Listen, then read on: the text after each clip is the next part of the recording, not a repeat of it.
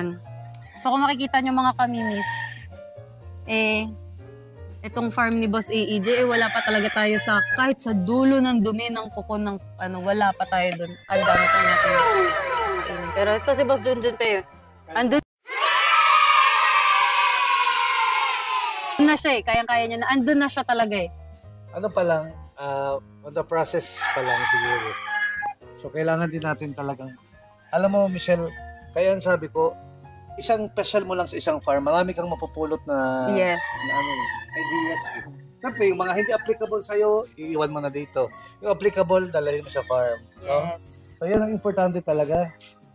Alam nyo ba, may kwento ako sa inyo nung, isa kong pinuntang farm, programa niya sa feed, sa conditioning niya.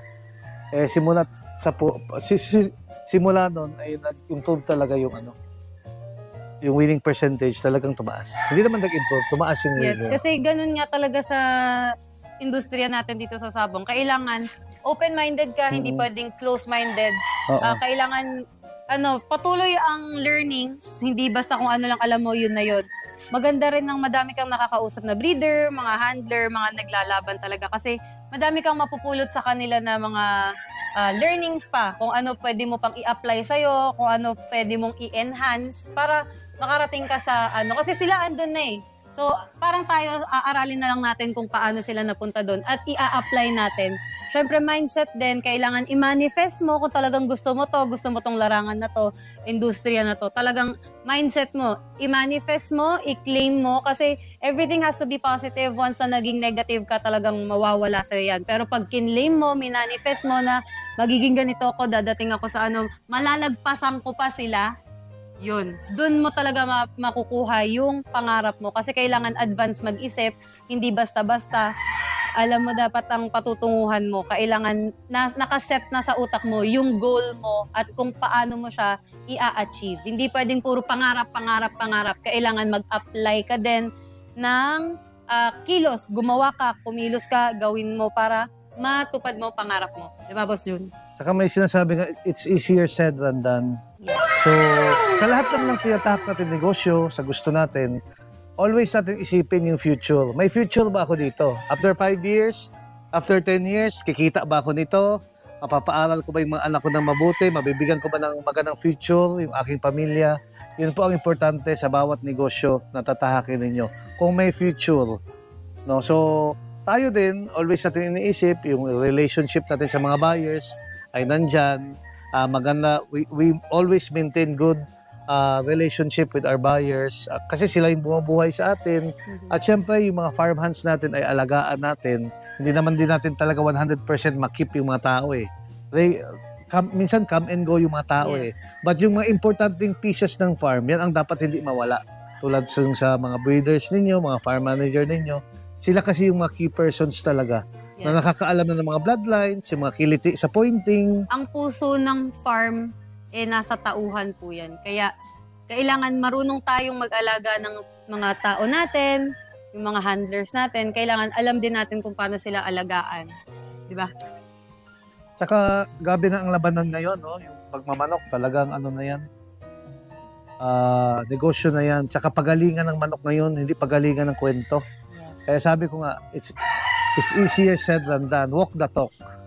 So, ang hirap pagsalita pag wala pa dyan, no? So, pag nandun na, talagang, ang importante naman, Michelle, may hilig ka talaga yung passion mo. Hindi yung papasok ka sa sabong dahil gusto mong magsugal. Pumasok tayo sa industriya ng sabong kasi gusto natin yung industriya. May gusto tayong patunayan Hindi, ang sabong kasi hindi siya sugal talaga na purong sugal. Talagang, katulad yan, si Boss JJPE. Ang gagaling ng manok niyan, pero hindi siya manunugal. Diba? Saka sa akin, always yan, pag talo ang first fight, second fight, talagang minimum na talaga. Kasi minsan nangyayari Huwag po kayo maniwala dyan, puro panalo. Sa Facebook lang puro panalo. Meron din pong talo. Pero ang luckily for us naman, lamang sa panalo. Sa stagan, sa kak. Pero may talo din po talaga. May bad day talaga na tinatawag. So pag malas ka, atras ng konti. Pag swerte ka, abante ng konti. Ganun lang po yung sabong. Always strike when the iron is hot, di ba? Ganun talaga. So, Kasi importante yun na handa ka talaga sa labanan. Kailan ka maghanda? Yung malapit na. Yes, alanganin na sa panahon. Tsaka isa pa sa industriya ng sabong, napakahalaga ng salitang palabra de honor. Palabra de honor. Palabra de honor at ang delikadesa bilang isang mananabong, di ba? Siyempre, kahit tayo magkakaibigan, yun ang sinabi ko Yun din ang sukatan ko. Kung gusto mo ako maging kaibigan, yun din ang sukatan ko, siyempre. Magkaibigan kayo, gawan mo ng paraan kahit papano. Effort ba? Effort. Kahit minsan, talagang, di ba minsan, hindi ka talaga makasali. Pero pupunta ka doon, magpipinance ka, o bibili ka ng manok. Kasi, yung effort, nakikita niya yung effort mo na, makikita ng isang tao sa effort mo, yung pagpapahalaga mo sa kanya. Yung tayo nga, di ba, makita mo tayo sa sabungan, nagpupuyat. Parang tayo mga tanga. Naghihintay sa sultan, hindi naman tayo sugarol. Andun lang tayo. Suporta lang ba? Support lang. Iba yung... Kunwari, naimbitahan kayo. Siyempre, hindi naman laging may available na panlaban. Pwede kayong makipag-usap na sa susunod, pero susuporta ako, dumating kayo, di ba? Yung mga simpleng ganung bagay lang na pwede naman kayong... Pwede naman lahat pag-usapan Pero wag naman yung ilang araw na lang ay sasabihin mo sa akin na wala kang i-entry. Siyempre, merong ginagantihan tayo.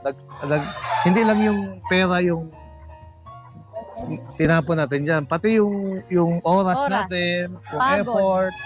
Diba? Kasi yung pagkakaibigan, importante yun. Kaya importante pa rin sa akin yung may word of honor. Yes, kung papalpak ka naman isang beses, wala namang problema sa akin. Kausapin mo ako, Boss John, tas taga na lang ako sa sali, wala namang problema. Pero yung sasabihin mo din sa akin na minsan, 3 days before na lang, 1 week before ng pa-derby ko, siyempre, masisira yung programa ko. Pero tayo, hindi naman galit. Tampo lang. Hindi. Minsan kasi, Michelle, sa sobrang nating bait sa tao, expect natin na ganun din sila sa atin. Diba? Tayo nga, ako nga, galing pa akong Kamsur, nag-drive ako. Diretso ka agad ako dito sa Tanawan, diretso ako dito sa farm. No? Kasi, talagang, di ba, Kamsur, 8 hours, magdadrive ka. Siyempre, may word of honor tayo na sasabihin natin, sasalihan natin doon. Hindi lang yung manok importante, pati yung presensya ng tao. Yes, yung presence mo, napakahalaga din doon sa nag-invite sa'yo. So, ayun mga kamimis, maraming salamat. So, andito pa rin tayo sa farm ni Boss AEJ at andito tayo sa conditioning area ni Boss Arnold de la Cruz. Ang ganda. Kita-kita ulit tayo mamaya. Thank you. Shit, ang init. Tinan nyo guys, losyang na, Kakaikot, Grabe. Yun ang pinakamahirap na nangyari sa buhay ko. Ang gaganto. Ang nangyari sa buhay ko. Hindi, ang hirap kasi. Ang ganda Tingnan mo ang figura nito. Grabe. So yun mga kasabong, ayan, nandito na tayo ngayon sa pahingahan ng ating AEJ Game Farm. Mga kasabong ito, pe-flex ko lang. Kuya Junjun pa, tingnan mo nga yung aking nakuha. Kumusta? Maganda. Maganda yung palong, maganda yung mata. Although yung mata, popula pa yan. 6 months pa yan Pero yung itsura, mga kasabong, kita nyo naman. Ay, pogi. Naman, importante kasi sa broodstag, sabi mo nga yung magaling, maganda pati ang proportion. Kasi isang broodstag, kakatsaw yan ng bullstag yan. Pwede yung kumatsaw ng 12 na, hindi ka pwede magkamali sa broodstag. Pwede ka magkamali sa babae kasi isa lang yun. Ito, 12 na mali. Oo nga, tama. Diba? Tsaka yung sinabi mo kanina na class A nga, naglalabas ng class ng mga... Ng reject, class B. Reject, class B. That's the reality. Kung kayong matatakot sa salitang reject. Reject. That is reality of reading. Yes. Alright. You will never know if maganda ang kalalabasan kung hindi ka malalabasan ng reject. Natural yan. Kasi kung sasabihin mo walang reject, hindi ka breeder. Tama. Diba? Hindi ka... Para sa camera ko naman. Ano ka lang? Huwag kang matatakot sa salitang reject. Yan. Dahil talaga naman, hindi talaga maiiwasan po ang reject sa farm. Sige, subukan niya po mag-breeding. Kasi yung iba kasi, hindi naman nag-breed. Paano nila malaman? Kasi hindi pala ako nag-breed. Ngayon pa lang, bago pa lang. So, wala ganun talaga yung hiwaga ng sabong kasama doon. Yan, so... Wag po kayong matatakot sa mga salitang reject kasi talaga namang hindi maiiwasan. Lalo kung nagbe-breed kayo, talagang meron at merong lalabas na reject. Nasa sa inyo na lang po kung paano nyo gagamitin or ima-maximize yun, di ba? Nasa kanya-kanyang standards yan at kanya-kanyang way kung paano nila i-maximize yung mga lumabas na reject. Ayun, kanya-kanya pa rin tayong definition, kanya-kanya pa rin tayong standards. Lagi tayong open-minded, lagi tayong open-minded sa new ideas and many more learnings. Kaya mga kamimis, kailangan lagi po tayong open-minded, di ba? Ayan, makikita mo sila SP at si Boss JJPE.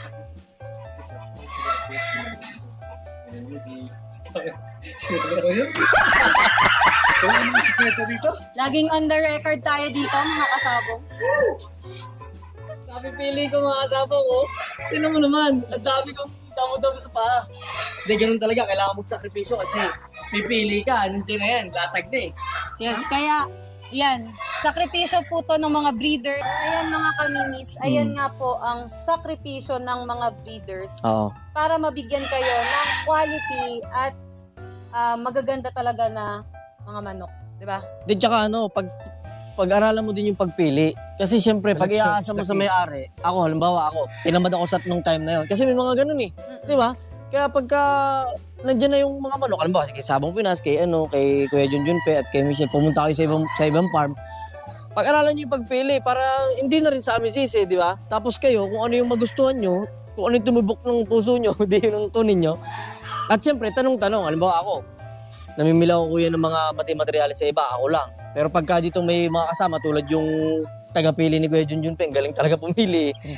Pag pwede to, wag yan, palitan mo yan. Ganito, nakailang palit na ako kanina. Kasi mahalaga ang selection sa ating breeding. Siyempre, sa pang ating mga warriors, napakahalagang malaking bagay ang selection. Oo. Tsaka paparamihin mo yan eh. Breeding yan eh. Diba? Magkakamali ka na doon sa panlaban mo, wag lang sa breeding. Ang ganda nun. Kaya nga, mas mahal talaga yung broodstag dapat. Sa ibang farm sa Bacolod, talagang mas mahal super mahal talaga broodstag. 50 mil kasi cream of the crop nila yun eh. Pinaghirapan nila yun eh. Correct. Tapos sasabihin mo, pupulaan mo. Kung gaano kahaba yung pinagdaanan nila para mabuo nila yung bloodline na yon. Tapos babaratin nyo, tapos sasabihin nyo, ang mahal-mahal. Ang kahaba nung situation or yung panahon na ginugol niya sa isang linyado na yun para mabuo niya. Kaya minsan talaga may presyo, kailangan niyo po talagang mamuhunan sa quality na material. Ang sabong ko at ang itong industriya is very innovative. You have to be open-minded about everything. Yung learnings, yung experience, pagsama-samahin mo learnings ni Sir Junjun Pe, siyempre, isasama din natin ang experience ni Boss AEJ, Arnold Edwin Jerry de la Cruz. Yan. Pati nakita mo sa mga AEJ, sila Boss Edwin, very humble. Yeah. Ang maganda sa kanila, Boss Jim, pumili ka na ng materyales sa kanila, i-guide ka pa nila kung paano mo mapapaganda at mapaparami. Hindi ka nila bumili ka sa akin, bahala ka na sa buhay mo. Tama. Bumibili ka sa kanila, aalagaan ka nila, tutulungan ka nila, tuturuan ka nila ng mga kailangan mo. One call away sila, one message away. Kaya napakaganda rin kumuha dito ng mga material. Saka dito, welcome na welcome tayo. Pinapakain tayo. No? Pwede tayo mag-standby pala dito. Pasok tayo hanggang sa kaloob-loob. Yung mga 4 PM, no? Hanggang dito tayo hanggang gabi. Oo. Tapos may camping set. Kami ni CSP naman yan. Ano naman ang sabi mo? Ako kaya ako lagi nakayoko. Kanina pa ako nag-iikot eh. Nag-aalis ako na. Nag-aalis ako. Nakamakita sa pangalan niya. Amorsiko ba to? Tanggala. Kaya ang sarap lang pumili kasi ang ganda talaga ng... Kasi bala kayo pumili dyan. Andyan sila, ginaguide ka din ng mga tao dito sa AEJ. Kung Tsaka ang maganda sa AEJ, talagang laban. Nakikita mong nananalo talaga ng mga galing.